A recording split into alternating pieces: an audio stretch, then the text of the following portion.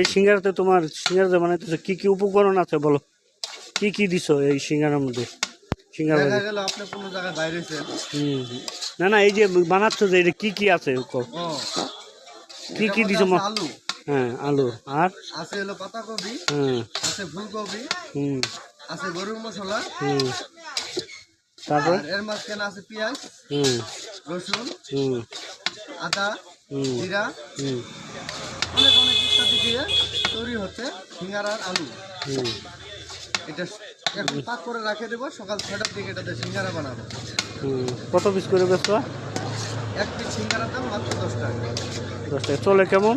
আমাদের এখানে এই সিঙ্গারা দেয় ভাইরা, লোক খায়, এটা লোক খায়, লোক সিরিয়াল দিয়ে নেয়। আচ্ছা, তোমার দোকানের নাম কি? দোকানের নাম কি তোমার? আমাদের দোকানের নাম হলো বাবুল চাচা রেস্টুরেন্ট।